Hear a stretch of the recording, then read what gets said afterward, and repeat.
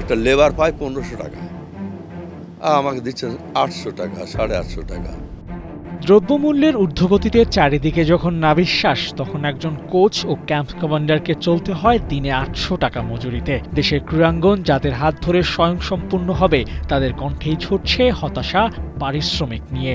একটা লেবার পায় 1500 টাকা, আমাকে দিচ্ছেন 800 টাকা, 850 টাকা। তো why I should do this job?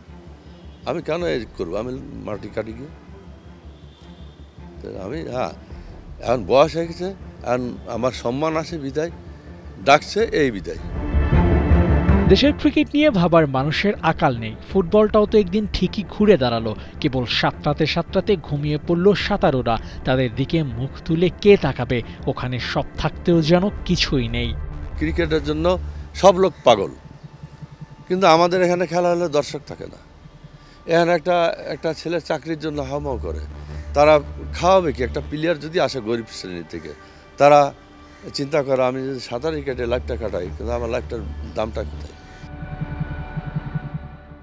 সব সীমাবদ্ধতার কথা বাদ দিলাম, আজ কথা বলছি একজন কোচ, একজন ক্যাম্প কমান্ডারকে নিয়ে, যার কাছে অর্থ খুব বেশি ম্যাটার করে না। সাঁতারুদের শেখাতে পারলেই হলো।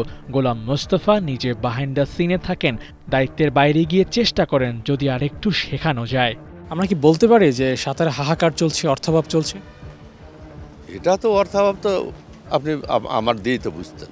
আমার মতন লোক এই পুষা 800 টাকা দিয়ে, এটা যুক্তি আর যুক্তি না, এরকম অনেকেই।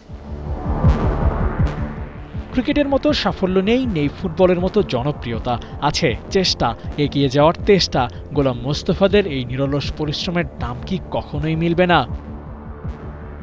আবু নাঈম, ৭১।